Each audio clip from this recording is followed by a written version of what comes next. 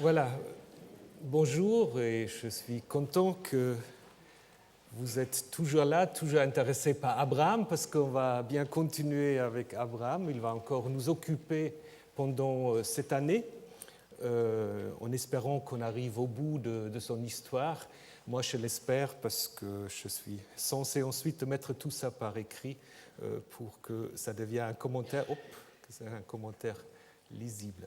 Alors, d'abord, je peux encore vous souhaiter une bonne année puisque c'est encore le mois de janvier. J'espère que c'est une année qui se passera bien pour vous. J'aimerais aussi, Michael, tu peux rester là, vous présenter mon nouvel athlète, un des nouveaux, l'autre est dans l'autre salle, Michael Burki. Vous vous souvenez peut-être de Michael Langlois qui était là l'année dernière, certains. Alors il a eu la chance, il a tout de suite trouvé une place, il est maintenant maître de conférence à l'université de Strasbourg et il vous salue bien. Voilà, alors Michael Burki, si vous avez des questions, il vient d'Aix-en-Provence, donc si vous avez des questions, vous pouvez vous adresser à lui. Je pense que les feuilles qui vous ont été distribuées ne sont pas suffisantes. C'est pas dramatique, c'est pas dramatique. Ils seront tous mis sur le site et de toute façon, je les mettrai sur l'écran. Donc vous pouvez tout à fait suivre, il ne faut pas vous inquiéter.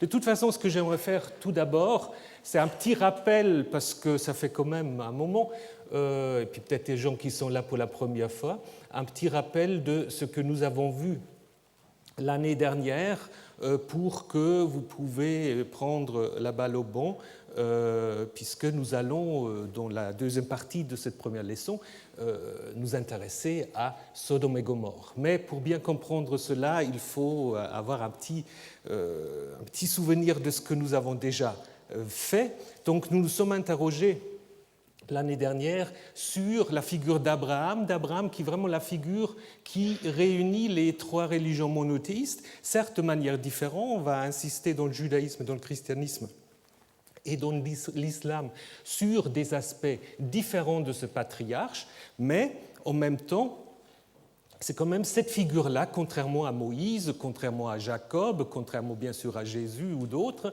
qui unit ces trois religions.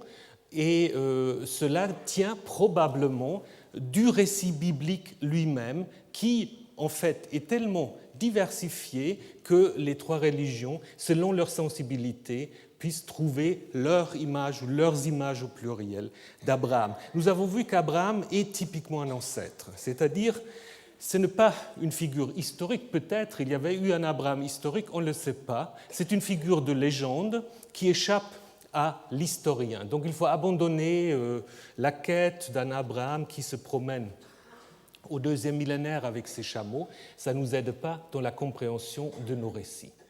Ceci dit, il y a sans doute dans les récits de la Genèse des traces de mémoire, n'est-ce pas, comme dit Yann Assmann par rapport à l'Exode. On peut très bien aussi l'appliquer à l'histoire d'Abraham, des coutumes, des constellations. Quand Abraham va en Égypte, c'est typiquement quelque chose qui est tout à fait attesté, qui en effet nous renseigne sur des contextes socio-historiques du deuxième, premier millénaire avant notre ère, n'est-ce pas? Mais je crois qu'il ne faut pas être obsédé par l'historicité d'Abraham. Ça ne nous apporte rien et ça n'aide pas à la compréhension du texte. Nous avons vu que dans les deux textes prophétiques où on parle d'Abraham en dehors de la Genèse, donc deux prophètes, Ézéchiel et le deuxième Ésaïe, qui se situent aux alentours de l'exil babylonien au VIe siècle, on voit que Abraham est déjà un personnage connu. Donc on ne l'a pas inventé à l'exil non plus, comme disent certains, ce n'est pas le cas. C'est une figure connue et qui est déjà en lien, si vous lisez ces deux choses, avec le pays. Abraham était seul et il a possédé le pays. Et avec la descendance, il était seul, or je l'ai béni, je l'ai multiplié. Donc pays et descendance, les grands thèmes de l'histoire d'Abraham sont déjà bien attestés dans ces récits. En même temps, on va aussi, je reviendrai, qu'Abraham apparemment est une figure autochtone, rien n'est dit qu'il vienne d'ailleurs. Et d'ailleurs, il sert de figure de légitimation à la population qui se trouve dans les ruines de Jérusalem et qui, en effet, défend son droit au pays. Grand problème à l'époque de l'exil, à qui appartient le pays. Alors, on peut assez facilement, me semble-t-il, tracer les origines littéraires de notre histoire, c'est-à-dire les textes que nous avons déjà vus. Je rappelle très très brièvement. Ces traces, je pense, nous mènent à Hébron, donc au 8e, 7e siècle avant notre ère, qui, à ce moment-là, est en quelque sorte la capitale du Negev. Et si vous regardez dans certains récits la présentation d'Abraham, qui est un aristocrate rural, un propriétaire, éleveur de bétail, dans certains textes, on peut tout à fait dire qu'il reflète la situation socio-économique du Am Haaretz, du peuple du pays, de Juda. Et c'est sans doute à Hébron, probablement autour du tombeau d'Abraham, qu'on a réuni ces traditions autour du patriarche, qui peut-être d'abord étaient des traditions orales. Une première mise à écrit de ces traditions a été sans doute faite à l'époque de l'exil babylonien, probablement en faveur de ceux qui n'ont pas été déportés à Babylone, pour leur montrer en effet que l'avenir est dans le pays et qu'il y a un avenir puisque Abraham, malgré tous les problèmes qu'il a eu une descendance. Ce récit correspond grosso modo à ces chapitres-là. Comme d'habitude, vous trouverez toutes ces informations, tous ces diapos sur le site du Milieu biblique, donc vous n'avez pas besoin de noter tout ça, je mettrai tout cela. Donc Abraham, je le disais déjà, est une figure autochtone. Rien n'est dit qu'il vient d'ailleurs. Il a toujours été dans le pays. C'est seulement plus tard qu'on va faire d'Abraham quelqu'un qui vient de la Mésopotamie, de Ur-Kasdim. Et ça, c'est en effet ce qu'on appelle la version sacerdotale. Je ne sais pas si vous vous souvenez encore de ce que nous avons dit de ce document sacerdotal qu'on abrège par P comme écrit des prêtres, qui, en effet, vers la fin de l'exil, ou plutôt au début de l'époque perse, vont les premiers mettre par écrit une grande histoire allant de la création du monde, de Genèse 1, jusqu'à la révélation au Sinaï, jusqu'au culte sacrificiel. Et si vous regardez les textes qu'on peut assez facilement, ceux qui étaient là l'année dernière se souviennent, sortir pour les attribuer à P, c'est des textes en fait assez brefs, qui vont tous se focaliser sur Genèse 17, un texte que nous n'avons pas encore vu, mais que nous verrons pendant cette année. C'est P, l'auteur sacerdotal, qui donne à Abraham une origine mésopotamienne pour lui faire le chemin des exilés de Babylone de retour dans leur pays. Donc Abraham devient du coup en effet une figure dans laquelle se peuvent aussi retrouver les exilés, et cet aspect va être souligné par une rédaction universaliste qui est en faveur de la Gola des exilés, qui va trouver une nouvelle introduction au chapitre 12, c'est cette fameuse introduction, vous vous souvenez, « Lech lecha, pars-toi de ta parenté vers le pays que je t'indique », pour montrer que ce départ d'Abraham n'est pas simplement l'initiative de Terach, comme c'est le fait en effet dans le document sacerdotal, mais que c'est bien le commandement d'Abraham. Et Abraham ici, dans ce texte, on peut dire Abraham, il est le premier musulman, il est le premier soumis, parce qu'Abraham écoute et obéit. Il ne pose pas de questions, contrairement à d'autres textes où il ne va pas se gêner à discuter avec Yahvé. Donc, le croyant exemplaire. Donc, pour résumer tout ça, vous avez en fait, grosso modo, 3 ou 4 strates.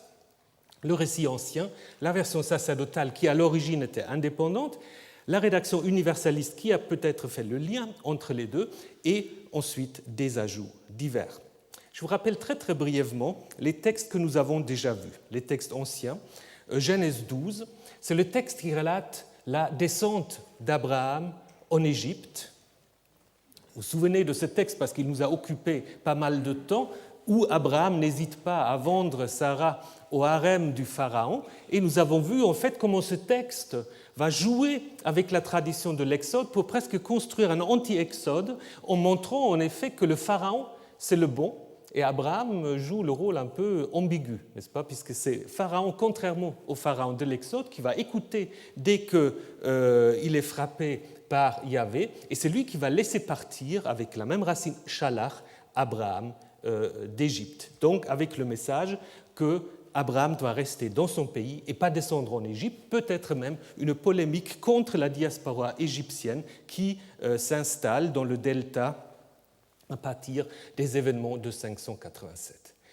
Nous avons vu aussi que c'est un récit qui a beaucoup intrigué les auteurs bibliques, puisqu'il y a deux actualisations. Deux fois, on raconte encore une fois la même histoire, en Genèse 20 et en Genèse 26. Je ne peux pas maintenant aller dans le détail.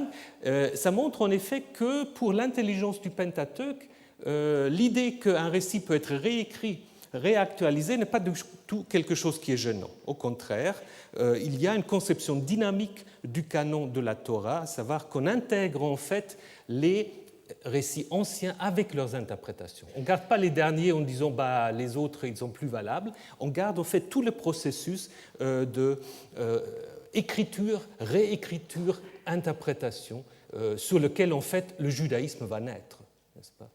C'est exactement ça qui va faire le centre du judaïsme. Genèse 16 était, donc l'histoire de Hagar, était sans doute conçue d'abord comme la suite de 12, 10 à 20, nous l'avons vu. C'est le même type de récit. Hagar est d'ailleurs appelée la servante égyptienne et donc fait le lien avec les servantes et serviteurs qu'Abraham reçoit du Pharaon. Le récit ancien explique le nom d'Ismaël, qui est le premier fils d'Abraham, avec justement la possibilité que nous avons de pouvoir assez bien dater ce premier récit, parce que Ismaël renvoie, ceux qui étaient là se souviennent, à Shumuel, une fédération de tribus proto-bédouines qui, en effet, sont bien attestées dans les documents assyriens au 7e siècle, ce qui permet en effet de très bien dater ce texte. Comme en fait en Genèse 12, on a ici aussi ce même jeu avec la traduction de l'Exode, contre lequel on polémique un peu, puisque c'est Hagar qui, contrairement à Moïse, va voir Dieu, va rester en vie. C'est elle, la servante égyptienne, qui va être opprimée par la maîtresse israélite, et c'est elle qui va être sauvée par le messager de Yahvé. Genèse 13, l'histoire de Lot. Cette séparation était sans doute conçue en effet comme l'introduction à 18-19, donc probablement à l'origine aussi. Vous avez une place là, monsieur. Un petit cycle qui relate en fait les relations entre les Judéens et leurs voisins à l'est, où on voit en fait Abraham comme un personnage tout à fait pacifique et négociateur. Les conflits territoriaux ne sont pas résolus par la guerre, ils sont résolus par la négociation. Tu vas là, moi je vais là. Et on va voir que Lot, évidemment, choisit la mauvaise part, bien que c'est comme le jardin de Yahvé. Genèse 18, le dernier récit que nous avons vu l'année dernière, reprend ce thème d'une hospitalité récompensée par l'annonce et la naissance d'un fils, puisque cette naissance n'est pas relatée dans la suite, mais seulement au chapitre 21, on peut en effet se poser la question si le récit ancien ne se terminait pas avec la naissance d'Isaac, au nom duquel le rire de Sarah, Tzachak, fait bien sûr allusion. On reviendra sur le rire pour Isaac, puisque ce n'est pas seulement Sarah qui rit, c'est aussi Abraham qui rit, un chapitre plus tôt, au chapitre 17, qui fait partie de notre pensum de cette année. Voilà, ça c'est les récits anciens qui ensuite ont été donc rédigés par des rédacteurs qui ont ajouté des choses.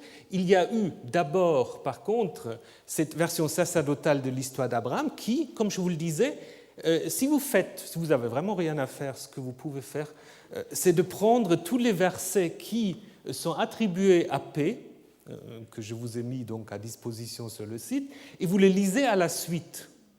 Et vous verrez que ça se lit très bien. C'est un récit très bien, très condensé. Il se passe peut-être moins de choses, mais on relate d'abord l'origine, la généalogie, très important pour les auteurs sacerdotaux, pour bien préciser d'où vient Abraham.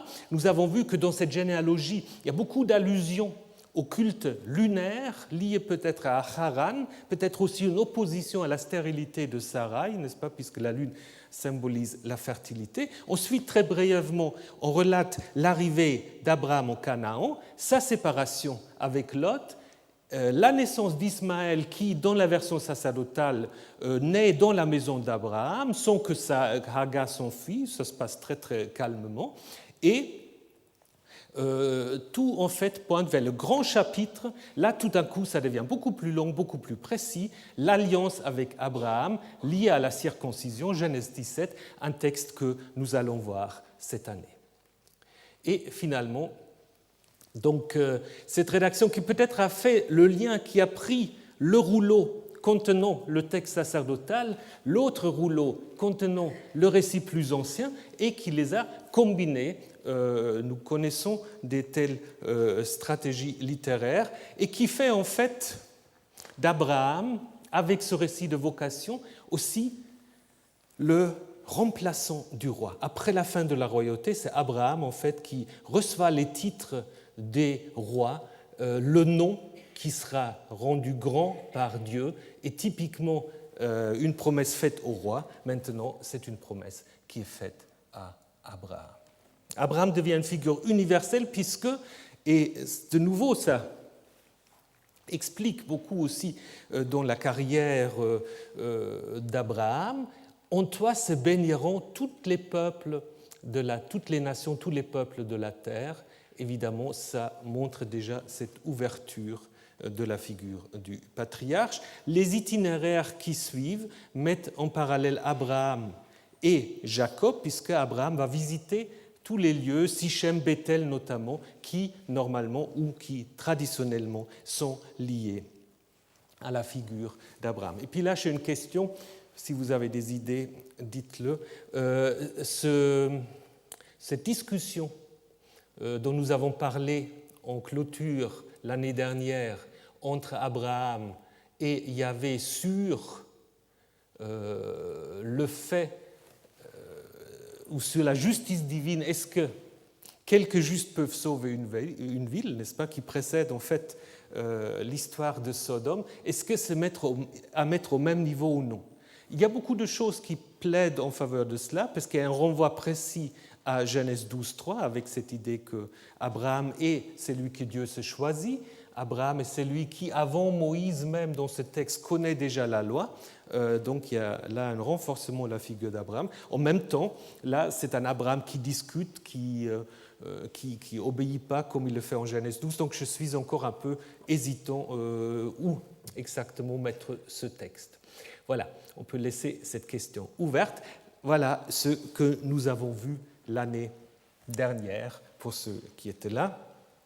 Et puis, ça nous permet maintenant de commencer notre cours sur Genèse 19. Donc, ceux qui ont reçu la feuille avec la traduction peuvent utiliser cette feuille.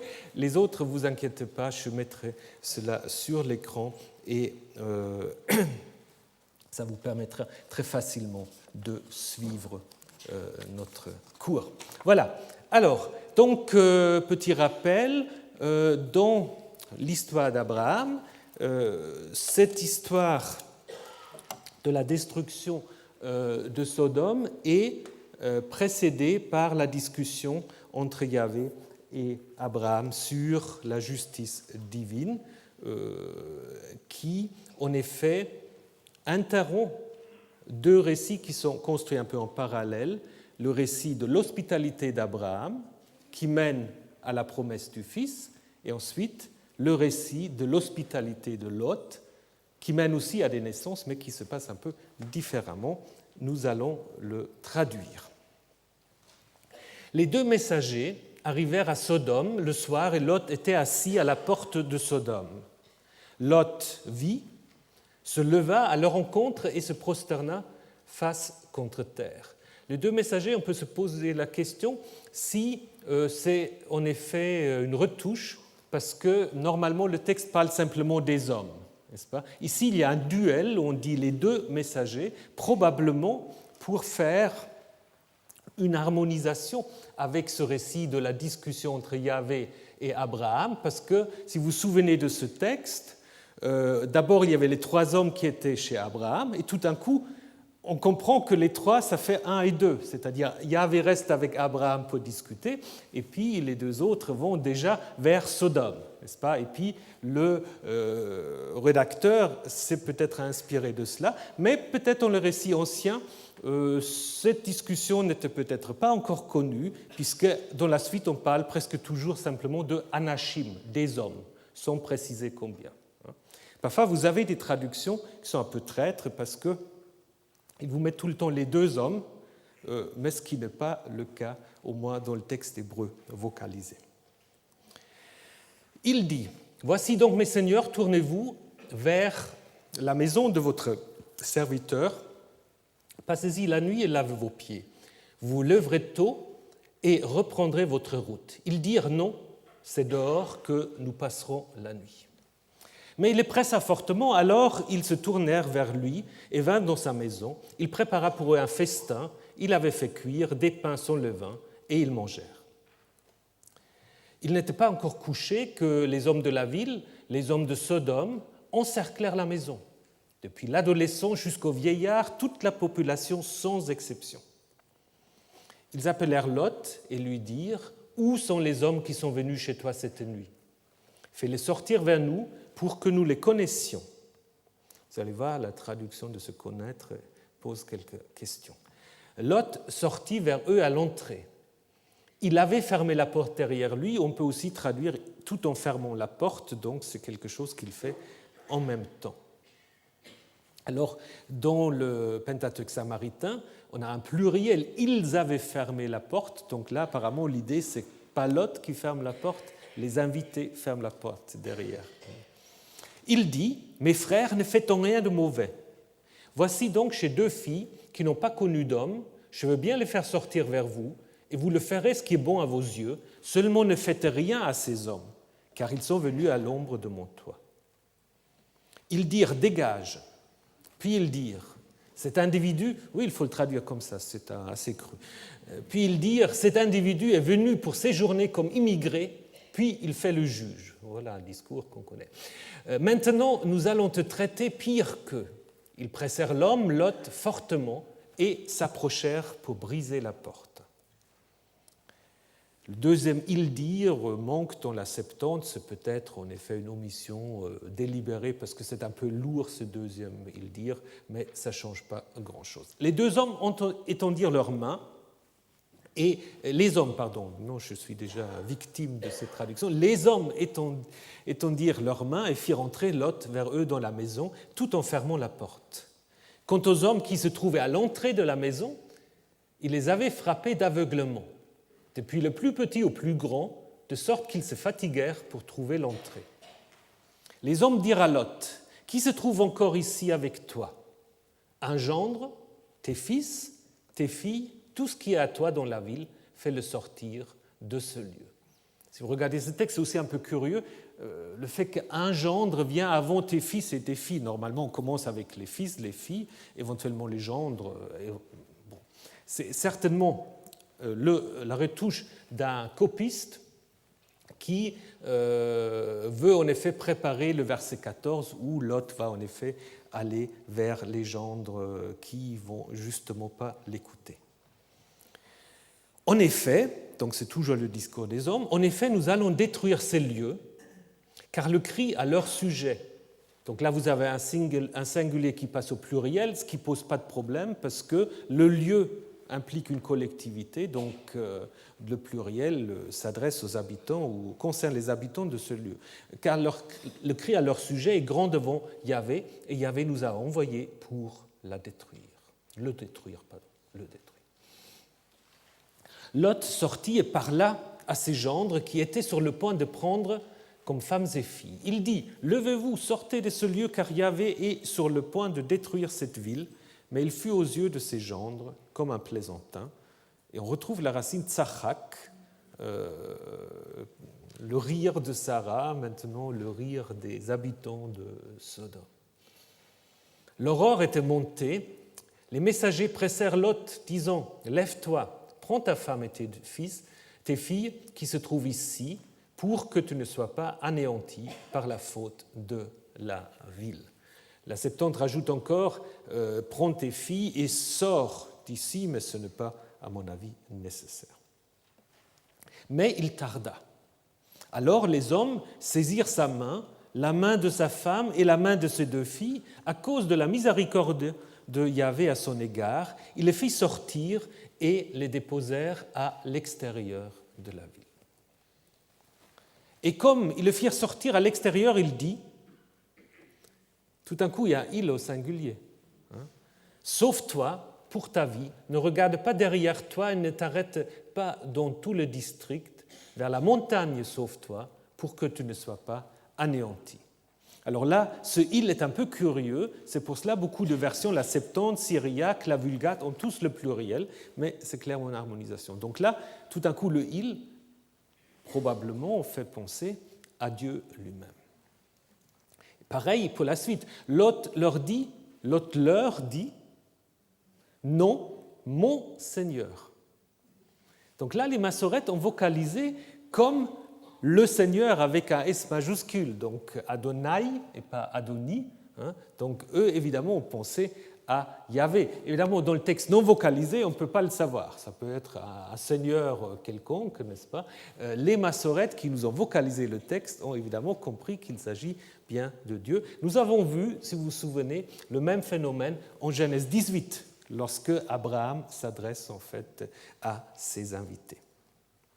Voici donc que ton serviteur a trouvé grâce à tes yeux et que tu as agi avec moi avec une grande loyauté pour me maintenir en vie. Mais moi, je ne peux me sauver vers la montagne, sinon le mal s'attachera à moi et je mourrai. Voici donc cette ville. Elle est proche pour s'y réfugier et elle est un endroit insignifiant. Je voudrais donc me réfugier là-bas. N'est-elle pas un endroit insignifiant que je reste en vie? Il dit, voici, je t'accorde grâce, littéralement, j'élèverai ta face, aussi dans cette affaire, et je ne renverserai pas la ville dont tu parles. Donc, accorder grâce, élever la face, c'est ce geste avec lequel on soulève en fait le visage de quelqu'un qui s'agenouille avec un supérieur. Sauve-toi vite là-bas, car je ne peux rien faire jusqu'à ce que tu sois arrivé là-bas. C'est pourquoi on appelle cette ville Tsoar, la petite. Évidemment, c'est un jeu de mots avec le mot que Lot a utilisé avant en disant elle est insignifiante, elle est petite, n'est-ce pas? C'est pour cela qu'elle est appelée Tsoar. Le soleil s'est levé sur la terre lorsque Lot était arrivé à Tsoar. Alors là, on hésite entre le féminin et le masculin pour Shemesh, soleil, mais c'est un peu un phénomène qu'on peut observer dans la Bible hébraïque, que tantôt le soleil est au masculin, tantôt au féminin. Quant à Yahvé, il fit pleuvoir sur Sodome et Gomorrhe du soufre et du feu. Cela venait de Yahvé et depuis le ciel. Maintenant, vous avez remarqué quelque chose. Tout d'un coup, on parle de Sodome et Gomorrhe. Avant, il n'y avait qu'une seule ville. Tout d'un coup, c'est Sodome et Gomorrhe. Yahvé renversa ces villes, c'est encore plus grand, ces villes, et tout le district, donc tout le Kikar, on avait déjà eu du problème à traduire, tout l'arrondissement en fait, parce que Kikar c'est un cercle, n'est-ce pas? Tout le district et tous les habitants des villes et ce que poussait sur la terre. Sa femme, donc la femme de Lot, ça vient un peu tard maintenant parce que Lot est mentionné quelques versets en avant, sa femme regarda derrière lui, dit le texte hébreu. Derrière lui. Alors, les commentateurs souvent corrigent derrière elle, donc c'est-à-dire elle regarde derrière elle, mais derrière lui, ça peut prendre du sens, n'est-ce pas? Elle se tourne pour voir Dieu à l'œuvre quand il détruit les villes. Donc je pense qu'on n'a pas besoin de changer le texte hébreu. Abraham, tout d'un coup il y a Abraham se leva tôt le matin pour se rendre vers le lieu où il s'était tenu devant Yahvé. Donc ça fait le lien avec Genèse 18.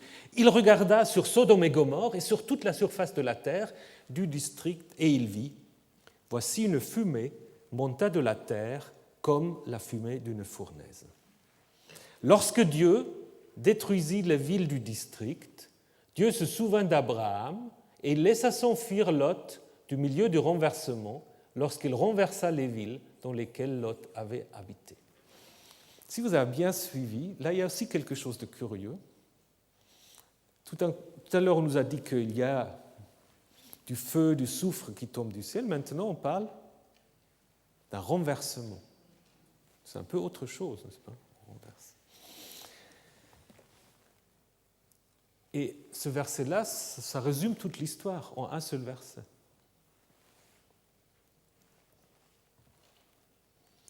Mais ce n'est pas la fin. Lot monta de Tsoar et il demeura dans la montagne, alors qu'il avait dit qu'il ne voulait pas habiter dans la montagne. Donc il demeura dans la montagne avec ses 2 filles, car il avait peur de demeurer à Tsoar. Et il habita dans la caverne, lui et ses 2 filles. L'aîné dit à la cadette, « Notre père est vieux. Il n'y a personne dans tout le pays ou la terre, donc vous savez, il y a toujours ce problème de traduire, n'est-ce pas, sur la terre ou sur le pays, pour venir vers nous selon la coutume de toute la terre. Viens, faisons boire du vin à notre père et couchons avec lui pour donner vie à une descendance issue de notre père. » Alors là, il y a un impératif au masculin, mais qui est peut-être simplement utilisé comme une sorte d'exclamation. Donc peut-être il ne faut pas en faire trop, parce qu'il y a des gens qui parlent de la confusion des genres, etc. C'est peut-être simplement comme un « aller ». Ils firent boire du vin à leur père cette nuit-là. L'aîné vint et coucha avec son père, et il ne se rendit compte ni de son coucher ni de son lever. Le lendemain, l'aîné dit à la cadette, « La nuit dernière, j'ai couché avec mon père. » Elle aura dû dire plutôt avec notre père, mais bon, c'est un peu une particularité, mais probablement aussi à cause de l'explication du nom du descendant qu'on va donner dans la suite. Donc la nuit dernière, j'ai couché avec mon père, faisons-lui boire du vin encore cette nuit. Viens et couche avec lui pour donner vie à une descendance issue de notre père. Ils firent boire du vin à leur père encore cette nuit. La cadette se leva, coucha avec lui. Il ne se rendit compte ni de son coucher, ni de son lever. Les 2 filles de Lot devinrent enceintes de leur père. L'aînée enfanta un fils et l'appela Moab. La Septante précise la signification du nom en disant issu de mon père. Évidemment, en hébreu, ce n'est pas nécessaire parce que si vous voyez Moab, on peut très bien comprendre. C'est le père des Moabites jusqu'à ce jour. La cadette avait elle aussi enfanté un fils. Elle l'appela Ben-Ami, littéralement fils de mon parent. Il est le père des fils d'Amon, des Ammonites, jusqu'à ce jour. Voilà comment se termine cette histoire. Donc, la deuxième partie, on connaît un peu moins, mais elle est, comme j'essaierai de vous montrer, assez liée à l'histoire de la destruction de Sodome et Gomorrhe. Je pense qu'après l'histoire de Genèse 22, le sacrifice d'Abraham, Sodome et Gomorrhe est sans doute le récit le plus connu de l'histoire d'Abraham, bien qu'Abraham lui joue un rôle mineur, il lui joue un rôle négligeable. Sodome et Gomorrhe, on ne pourra pas faire tout un cours. Et puis, il y a mis ce compagnon qui fait les cours sur Proust, donc je vous rappelle juste pour ceux qui suivent ou qui s'y intéressent, Proust avait donc intitulé le 4e volet dans la recherche du temps perdu, Sodome et Gomorrhe, puisqu'il y traite de l'homosexualité. La question est justement aussi le récit biblique traite de l'homosexualité. Ça, nous allons y revenir. Et puis, évidemment, Hollywood se donnait aussi à cœur joie. Ça, c'est pour Ceux qui sont déjà un tout petit peu plus âgés entre nous, parce que ça c'est les années 50, 60, je ne sais pas si vous l'avez vu, un péplum assez curieux en fait. Enfin. Voilà, donc un texte qui fait fantasmer, qui a donné lieu à toutes sortes d'interprétations, parfois un peu au détriment de ce que dit le texte biblique, et puis on va essayer de réhabiliter un tout petit peu le texte biblique face à ces interprétations parfois un peu intempestives par rapport auxquelles il faut parfois se méfier un tout petit peu. Donc je vous rappelle simplement que le récit est évidemment très fortement lié au récit précédent parce qu'il y a au début l'annonce d'une naissance faite à Abraham et à la fin, il y a justement la naissance non pas des fils d'Abraham, mais il y a d'autres naissances de Lot et de ses filles. On peut également dire qu'il y a un parallèle entre la visite chez Abraham et la visite chez Lot. Ça, je vais vous le montrer encore. Et bien sûr, les questions d'Abraham sur la destruction de Sodome concernent la destruction et surtout aussi le constat d'Abraham qui se rend compte que la ville a été détruite. Donc, tel que nous l'avons maintenant, ces deux chapitres sont très fortement liés. Le chapitre 19 même, on peut distinguer 3 grandes parties, ou 4 selon la place qu'on veut bien donner à Abraham. D'abord, l'hospitalité de Lot, menacée, la destruction de la ville et le sauvetage de Lot, c'est-à-dire l'intervention salutaire divine et restreinte à Lot et à ses filles, l'apparition d'Abraham, et finalement, le dernier paragraphe, Lot et ses filles, où on va de Tsoa à la montagne, où en fait, on voit aussi une progression géographique. On peut sans doute dire que de toutes les traditions de la Genèse, la tradition sur Sodome et Gomorrhe est la tradition la plus connue dans le reste de la Bible. Il n'y a pas un autre personnage. Bon, Jacob, c'est différent, parce que Jacob, souvent, il est simplement utilisé pour parler d'Israël. Il n'y a pas un autre récit qui soit aussi souvent cité par allusion, par un petit renvoi, que Sodome et Gomorrhe. Donc, je ne vais pas vous lire tous ces textes, je vous donne juste quelques exemples.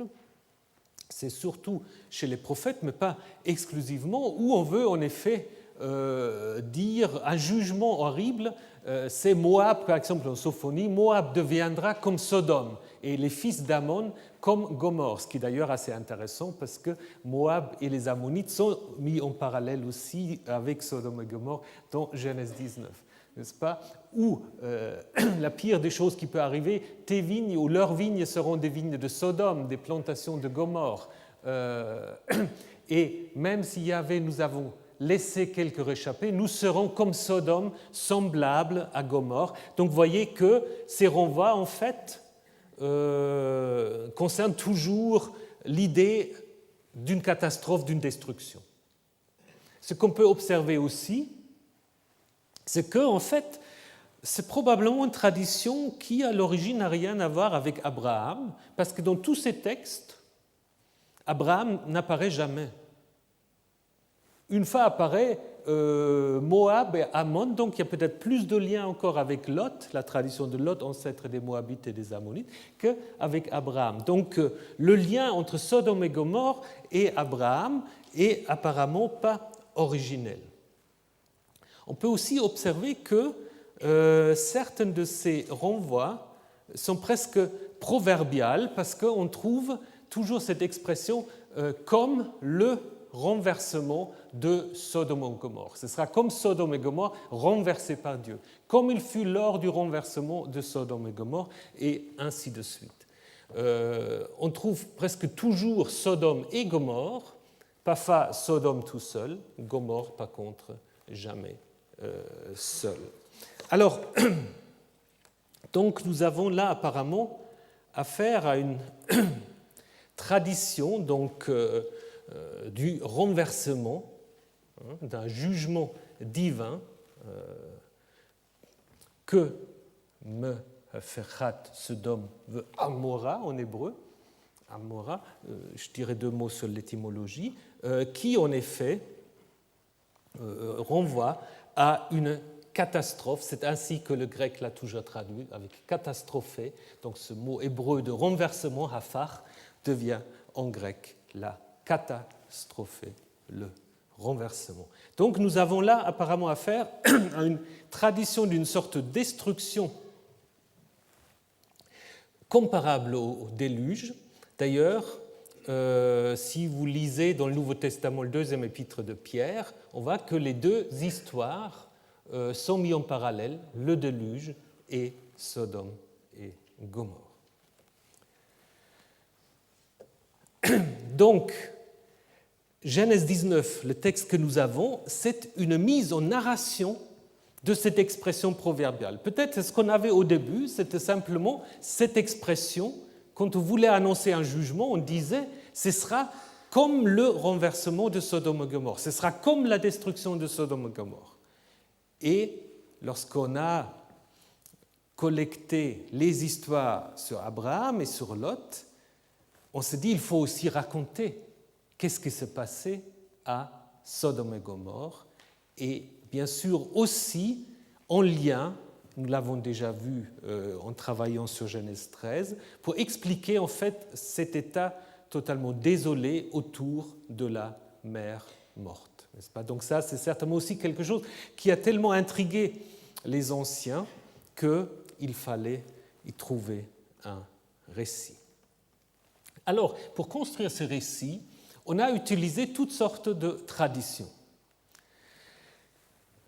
On s'est inspiré de la tradition de l'hospitalité d'Abraham et on a repris cette tradition pour la combiner avec une autre tradition, c'est-à-dire la tradition de l'hospitalité de l'un bafouée par d'autres. Ça, c'est aussi quelque chose que vous trouvez souvent dans le folklore, n'est-ce pas, où il y a souvent un marginal d'une communauté qui fait comme il faut faire et qui ensuite est bafoué et rejeté par les autres habitants.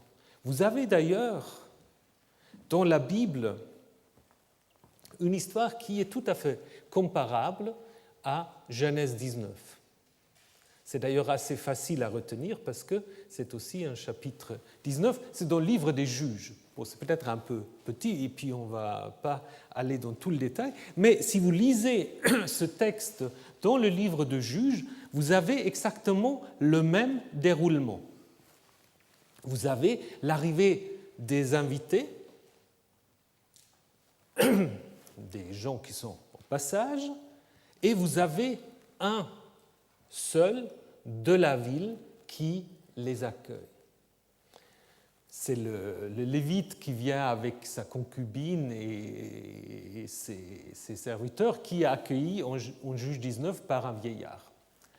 Ensuite, dans les 2 cas, au moment où les invités sont couchés, il y a l'agression des habitants du lieu avec la même demande, fait sortir l'homme en Juge 19 qui est entré chez toi pour que nous ayons des relations avec lui, pour que nous le connaissions.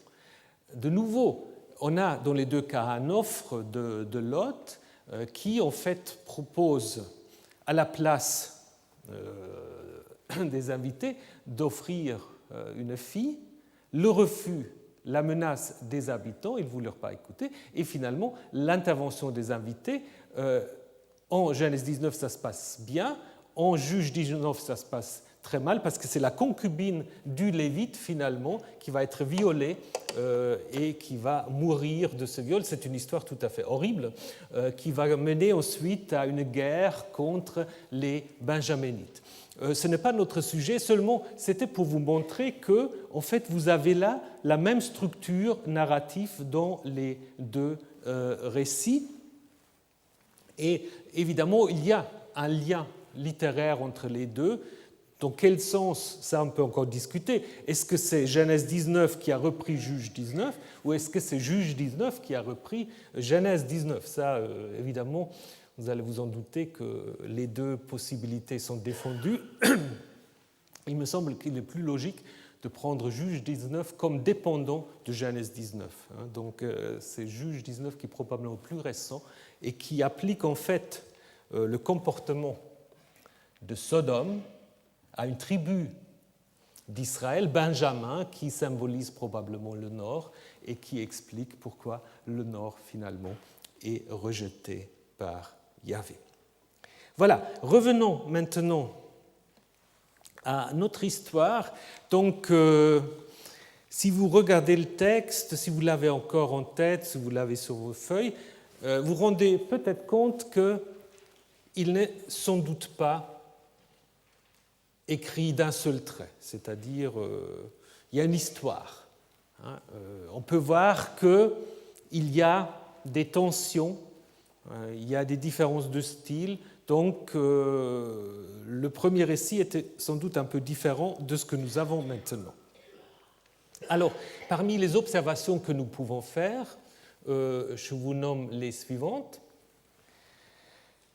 D'abord, on a le fait que le récit se déroule dans une seule ville. Ça, je vous ai déjà dit tout à l'heure. On parle tout le temps de Sodome. C'est la ville qui se rend coupable par le comportement de leurs habitants. Par contre, dans les versets 24 et 28, on trouve Sodome et Gomorrhe, les deux villes. Et en 25, on parle de manière plus générale des villes du district. Donc là, on a peut-être dans ces versets-là le reflet d'une tradition peut-être ancienne, un mythe où on explique la géographie, ou surtout la faune manquante, la flore manquante de la mer Morte, par l'intervention du dieu soleil, parce qu'il y a l'importance du soleil, du feu, qui aurait en effet détruit les grandes villes de la région de la mer Morte. On a certainement dû raconter un mythe comme ça pour expliquer cette région très bizarre autour de la mer Morte. Et l'auteur a évidemment repris ce mythe. On peut aussi encore faire une distinction, comme je vous disais, entre le verset 24, où c'est le feu qui descend du ciel, et le verset 25, on a plutôt l'idée d'un renversement, peut-être là aussi deux traditions. L'idée du renversement vient peut-être de ces textes prophétiques qui parlent tout le temps du renversement de Sodome et Gomorrhe, qu'un rédacteur a voulu aussi intégrer dans ce récit, pas seulement parler d'un feu qui tombe du ciel. Donc il faut, parce que parfois après les scientifiques essaient d'expliquer qu'il peut y avoir des tremblements de terre, en même temps il peut y avoir du feu qui descend du ciel, ça devient un peu complexe. Je crois que ce n'est pas nécessaire, c'est simplement la combinaison en fait, de différentes manières ou de différents discours sur la disparition de ces villes. Alors l'apparition d'Abraham, comme je vous ai dit, elle est aussi un tout petit peu curieuse. Elle fait d'abord le lien avec le chapitre précédent et surtout le verset 29 qui fait un peu double emploi parce qu'on récapitule toute l'histoire. En fait, c'est toute l'histoire en un verset et donc là, on peut tout à fait suivre la plupart des commentateurs. De temps à autre, il y a quand même des consensus qui disent que c'est un texte qui nous vient de ce document sacerdotal. Et je vais vous montrer dans la suite pourquoi c'est tout à fait plausible et logique.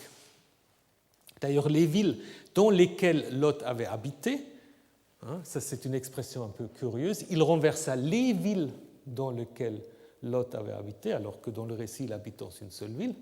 Ça renvoie en fait à Genèse 13 au verset 12, qui également est attribué à P. Donc c'est la suite en fait. Vous pouvez lire ça à la suite, Genèse 13, 12 et 19, 29. L'épisode de la fuite de Lot à Tsoar est sans doute inséré dans ce récit. Ce n'était pas dans le récit ancien. Parce qu'après, il faut qu'il ressort de Tsoar. On ne voit pas très bien l'intérêt de l'histoire, sur le plan narratif. Qu'est-ce qu'il va faire à Tsoar? D'ailleurs, ça retarde le récit. Donc, disons même sur le plan dramatique, Dieu se prépare déjà à exécuter son jugement. Il y a un long débat sur est-ce qu'il peut ou non aller à Tsoar. Donc, c'est pas très, au niveau de la dramaturgie, c'est pas très bien. Pardon.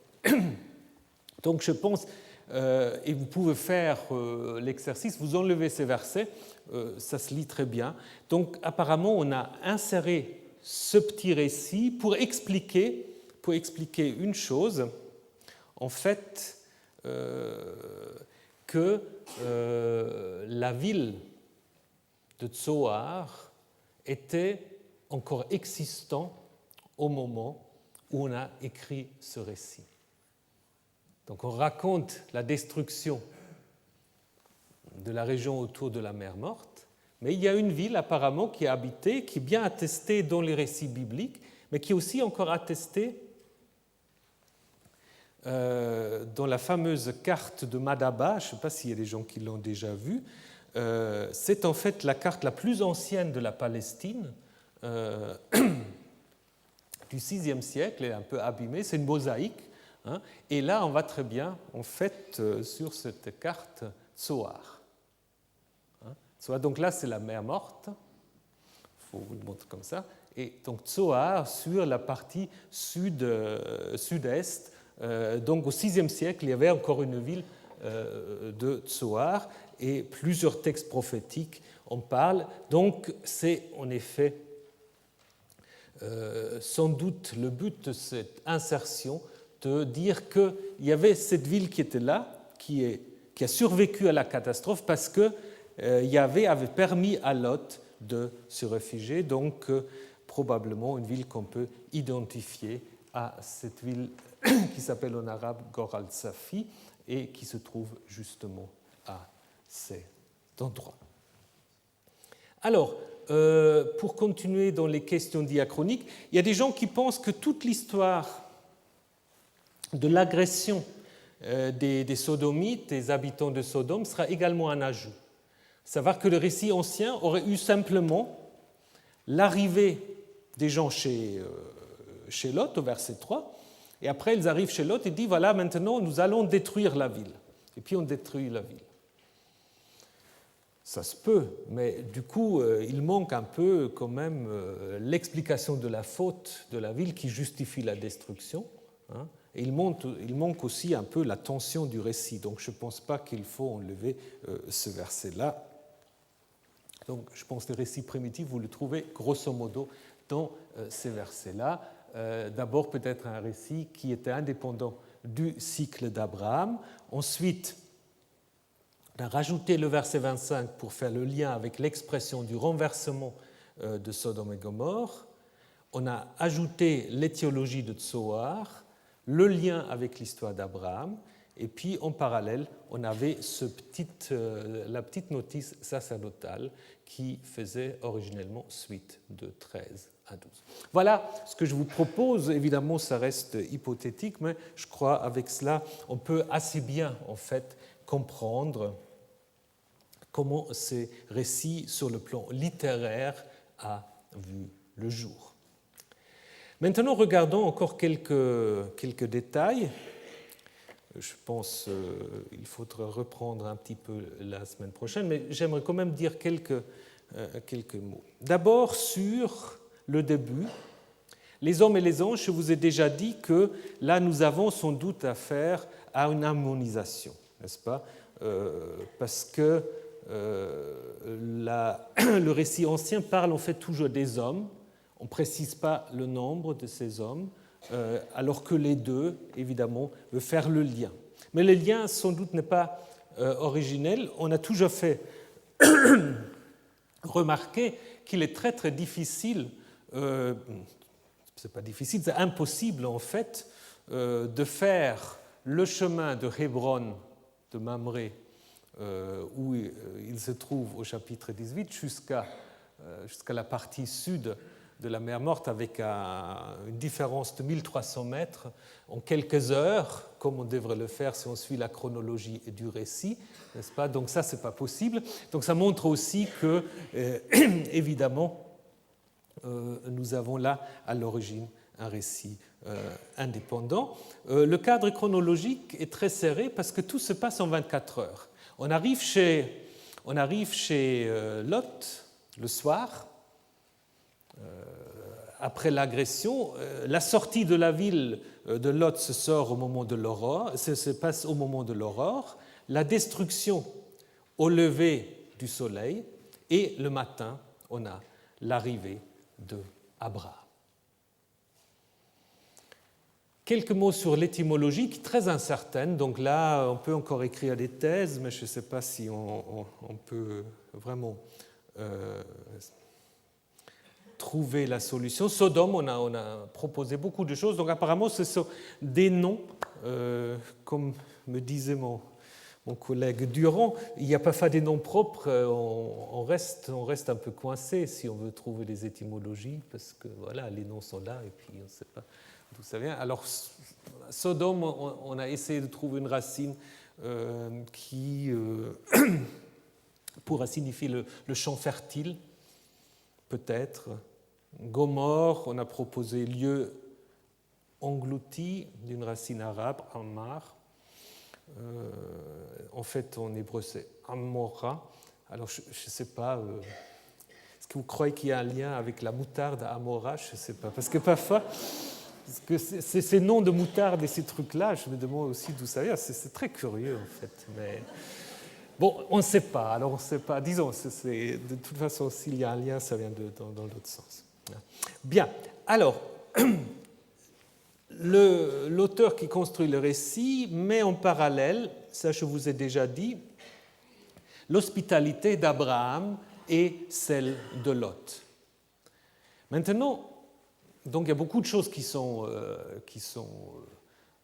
comparables. Il y a aussi des différences. Alors l'accueil est tout à fait pareil. Dans les deux cas, on va à leur rencontre, on se prosterne, on s'adresse de manière très polie aux invités, avec cette formule-ci, je trouvais grâce à vos yeux, l'invitation à la maison. Donc tout ça est tout à fait parallèle. Il y a quelques différences qui sont quand même intéressantes. Bon, on ne va pas tous les nommer, mais peut-être vous en voyez certains. Alors la première grande différence, c'est évidemment la tente et la ville. Abraham, c'est un bédouin, il est dans sa tente. Lot est devenu un citadin. Il a une maison, alors qu'au chapitre 13, il était encore dans ses tentes. Donc Lot a changé en fait de statut social. Mais ça ne va pas lui faire du bien. On voit d'ailleurs qu'il y a dans ce récit des patriarches une certaine méfiance par rapport à la culture citadine. Ça, c'est très clair. Donc on est mieux en dehors des villes que dans les villes. Et Sodome, c'est presque une sorte de symbole de la culture citadine. Autre différence qu'on peut encore souligner, c'est ce qu'on leur prépare à manger, ce qu'on prépare à manger ou ce qu'on prépare pour les invités. Qu'est-ce qu'il fait Abraham? Il prit du beurre ou du caillé, du lait et le veau. Et qu'est-ce que fait Lot? Là, il faudrait traduire un tout petit peu autrement. Il leur prépara un michté. Chata, c'est d'abord boire, c'est un banquet. Donc là, l'accent, c'est vraiment sur le veau. qu'on mange. Là, l'accent, c'est sur le boisson. Puis c'est peut-être déjà une allusion aux boissons qui vont un peu être utilisées pour se jouer de l'autre. Donc là, il y a une différence assez intéressante. Et puis, il leur prépare encore des matzot. Des matzot, ça peut-être vous savez ce que c'est. C'est les fameux pains sans levain. C'est les pains sans levain. Et ça, c'est assez curieux, en fait. Déjà, l'origine du mot reste discutée. C'est probablement un mot emprunté du grec, si on croit au dictionnaire. C'est un mot emprunté du grec. Et dans la Bible, en fait, dans la plupart des cas, ce mot apparaît toujours dans des contextes cultuels, en lien avec le sacrifice. Dans le Lévitique, les matzot peuvent accompagner ou doivent faire partie des sacrifices végétaux, et bien sûr aussi dans les prescriptions concernant la fête de la Pâque, où on a combiné en fait la Pâque avec cette fête des pains sans levain, qui peut-être à l'origine était séparée. Donc il faut se poser la question, pourquoi ? Parce qu'Abraham, en fait, on ne dit pas qu'il offrait des matzot. Abraham offrait des ougot, simplement des pains arabes comme on les connaît aujourd'hui. Lot offre des matzot. Alors, est-ce que c'est simplement un hasard ou est-ce qu'il faut aller plus profond ? Alors, on pourrait se dire que peut-être aussi que là, l'auteur du récit veut souligner qu'il sait que ceux qui viennent chez Lot, ce n'est pas simplement des visiteurs quelconques. Alors bien sûr, on pourrait dire que matzot, c'est des pains qu'on peut très vite préparer, donc la hâte nécessaire, imposée, explique cela. Mais il me semble peut-être aussi qu'on peut aller un tout petit peu plus loin dans le fait que si vous lisez le texte, il y a des mots-clés qui viennent très souvent. Et un mot-clé, c'est faire sortir. C'est les hommes qui font sortir Yatsa ou Hifil, Lot, ses filles, sa femme, à plusieurs reprises. Il le tire même pour le faire sortir de la ville. Il le sauve en le faisant sortir. Donc du coup, on peut se poser la question si ce n'est pas aussi une allusion à l'Exode, parce qu'évidemment, dans l'Exode, on parle toujours du sortir, justement, n'est-ce pas ? Et donc, puisque Lot va être sauvé comme Israël est sauvé par se faire sortir, peut-être le matzot est une petite allusion à ce qui va se passer à ce moment-là. Voilà, je ne vais pas abuser de votre temps. Nous allons la semaine prochaine quand même nous poser la question, qu'est-ce que c'est cette agression des Sodomites ? Parce que c'est quand même un texte qui a été utilisé pour faire des législations contre l'homosexualité. On a toujours lu ce texte en lien avec l'homosexualité, ce qui, à mon avis, fait partie d'une des plus grandes aberrations de toute l'interprétation biblique. Il y en a beaucoup des aberrations dans l'interprétation biblique, il y a le péché originel, il y a toutes sortes de choses, mais là, à mon avis, ça je pense que c'est quelque chose qui fait vraiment tort au texte. Donc nous allons encore prendre un tout petit moment pour terminer notre parcours sur Genèse 19, et ensuite nous allons nous intéresser justement à ce texte sacerdotal qui est l'alliance avec Abraham. Donc il y a deux alliances avec Abraham. Il y en a une en 15, il y en a une au chapitre 17. Nous n'allons pas suivre l'ordre chronologique, nous allons suivre l'ordre diachronique, c'est-à-dire le texte plus ancien, le texte de Genèse 17, nous allons le traiter à la suite de Genèse 19. Donc, si vous voulez vous préparer un tout petit peu, vous pouvez donc prendre connaissance déjà de Genèse 17, que nous allons bien sûr aussi traduire. Voilà, je vous souhaite une très bonne semaine et puis à la semaine prochaine.